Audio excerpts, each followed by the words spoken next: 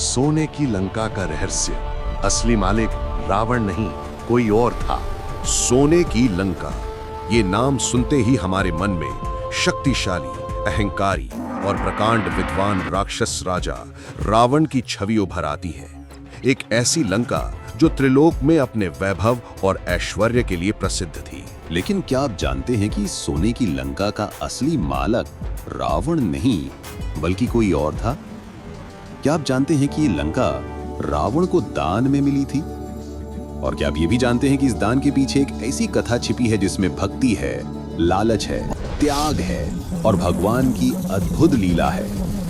आज हम आपको वही पूरी कहानी सुनाएंगे। कहानी उस देव की जिसने अपनी सारी संपत्ति लगाकर सोने का महल बनवाया। कहानी उस भोले भंडारी की जिसने अपने भक्त को महल तो दिया ही, साथ में अपनी पत्नी को भी दान में देने को तैयार हो गए। और कहानी उस महामाया की जिसने अपनी रक्षा के लिए भगवान विष्णु को पुकारा।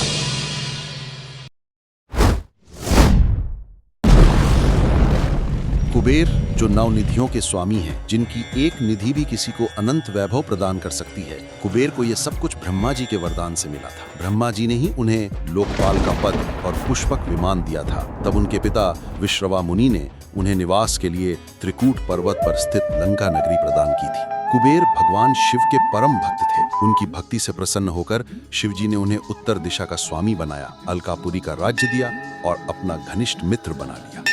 कुबेर के मन में हमेशा एक इच्छा रहती थी कि वो भगवान शिव और माता पार्वती की कोई सेवा करे। वो हर दिन कैलाश जाकर माता पार्वती से कहते, हे माते, मेरी संपत्ति और मेरा जीवन तभी सफल होगा जब ये आपके और महादेव की सेवा में लग जाए। कृपा करके मुझे कोई सेवा का अवसर प्रदान करें। माता पार्वती उन्हें मुस्कुराकर टाल देती, क्योंकि वैरागी शिव को भला किस वस्तु की आवश्यकता थी।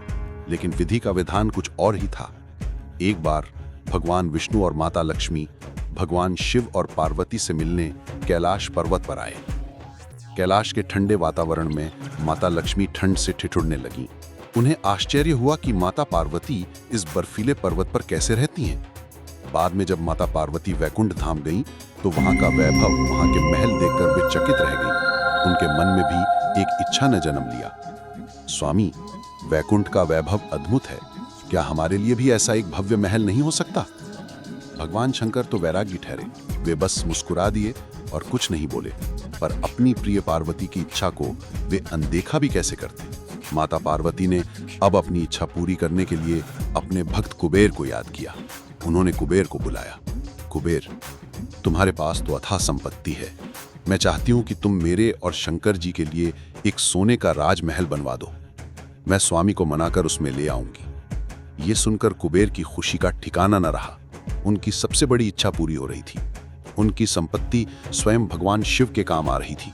उन्होंने अपनी सारी धन संपदा लगाकर देवताओं के महान शिल्पी विश्वकर्मा जी को बुलाकर त्रिकूट पर्वत पर एक अद्भुत, अलौकिक और भव्य स्वर्ण महल का निर्माण करवाया। ऐसा महल जिसे देखकर देवता भी आश्चर्यचकित रह गए।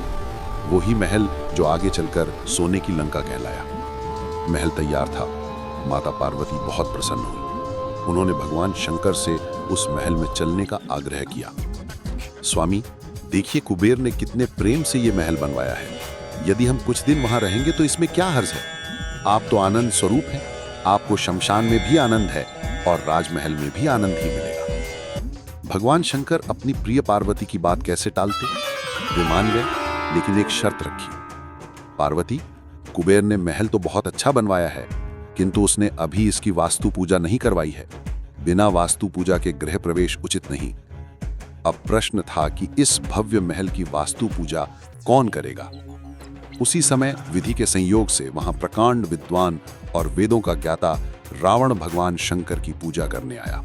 शिवजी तो अंतर्यामी थे, वे सब जानते थे। फिर भी उन्होंने लीला करने के लिए रावण से पूछा, रावण, तुम तो प्रकांड विद्वान हो, क्या तुम्हें वैदिक मंत्रों का ज्ञान है? हमें इस स्वर्ण महल की वास्तु पूजा करवानी। हे महादेव, मुझसे बड़ा पुरोहित इस त्रिलोक में कौन होगा? मैं अवश्य वास्तु पूजा संपन्न कराऊंगा। और इस तरह एक अद्भुत दृश्य का निर्माण हुआ।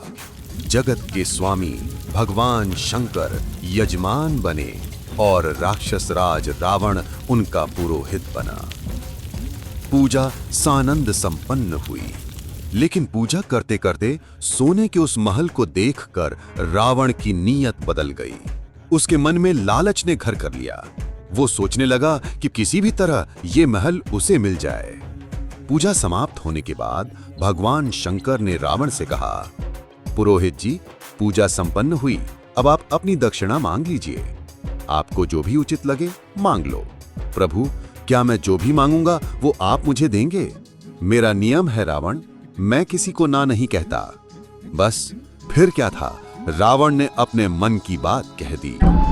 महाराज, तब दक्षिणा में आप मुझे यही सोने का राजमहल दे दीजिए जिसका वास्तु पूजन मैंने करवाया है।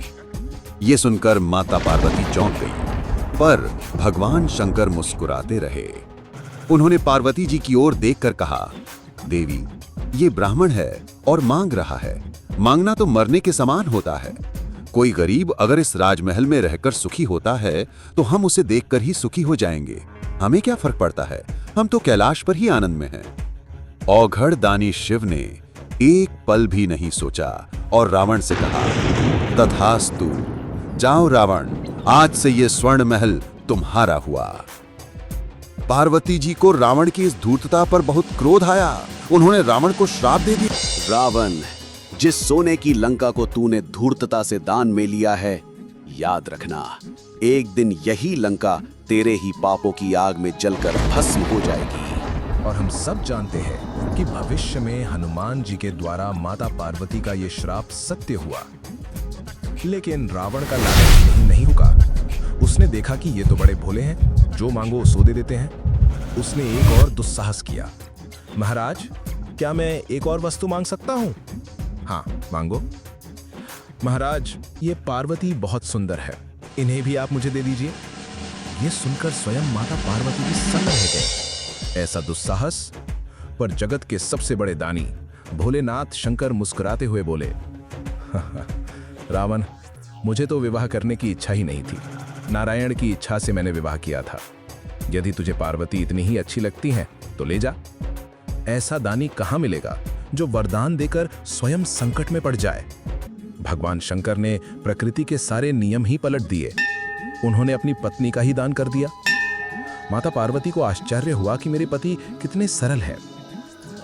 जब रावण ब्रह्म विद्या स्वरूपा पार्वती को लेकर चलने लगा तो उन्होंने असहाय होकर मन ही मन भगवान श्री हरि विष्णु का ध्यान किया। रावण जैसे कपटी से निपटने के लिए उससे भी बड़े छलिया भगवान श्री हरि ही उपयुक्त थे। वे ग्वाले का वेश धरकर रावण के मार्ग में आ खड़े हुए। हे महावीर, आप तो तीनों लोकों के विजेता हैं, किसी से नहीं हारे, आप धन्य हैं। पर आप ये किसे अपने साथ ले जा रहे हैं? अपनी प्रशंसा सुनकर अहंकारी रावण फूल गया। अरे ग्वाले, तू नहीं जानता, मैंने भगवान शंकर को प्रसन्न किया है। उन्होंने मुझे ये सोने की लंका और ये ब्रह्म विद्या पार्वती दान में दी है। इन्हें पाकर मैं अमर हो जाऊंगा। ग्वाले के रूप में भगवान विष्णु हंसे। राजन, मुझे लगता है आपके साथ छल हुआ है। ये असली पार्वती नहीं हो सकती, ये तो उनकी कोई दासी लगती है। शंकर जी भला अपनी पत्नी तुम्हें कैसे दे देंगे? तुम्हें बहला दिया है। नहीं, ये पार्वती ही है। तो परीक्षा कर लो। मैंने सुना है कि असली ब्रह्म विद्या माता पार्वती के शरीर से कमल की दिव्य सुगंध आती है, क्योंकि उनका शरीर अपार्थिव है। उसमें मलमूत्र या रुधिर मांस नहीं है। जरा इनके पास जाकर देखो, यदि कमल की गंध आए तो ही ये असली पार्वती हैं। उसी क्षण माता पार्वती ने अपनी योग माया से अपने श्री अंग से तीव्र दुर्गंध प्रकट कर दी। रावण ने जैसे ही निकट जाकर सूंघा, उसकी बुद्धि भ्रमित हो गई। अरे, इनमें से तो कमल की सुगंध नहीं बल्कि दुर्गंध आ रही है। इसका अर्थ है कि ग्वाला सही कह रहा था। शंकर ने मुझे धोखा दिया, मुझे अपनी असली पार्वती ना देकर एक दासी पकड़ा दी। रावण ग्वाले की बातों में पूरी तरह आ गया। उसे लगा कि असली पार्वती को तो शंकर जी ने कहीं पाताल में छिपा दिया है। क्रोध और भ्रम में उसने माता पार्वती को वहीं मार्ग में छोड़ दिया और लंका की ओर चला गया। इस प्रकार भगवान श्री हरि ने अपनी लीला से माता पार्वती की रक्षा की। जिस स्थान पर रावण ने माता पार्वती को छोड़ा था, वहीं भगवान विष्णु ने उनकी स्थापना की। यह स्थान आज भी दक्षिण भारत में गोकर्ण महाबलेश्वर नामक प्रसिद्ध तीर्थ के रूप में जाना जाता है, जहां द्वैपायनी जगदम्बा पार्वती जी का मंदिर आज भी स्थित है। तो ये थी कहानी सोने की लंका की। एक कहानी जो हमें सिखाती है कि लालच का अंत हमेशा बुरा होता है, जैसा रावण के साथ हुआ।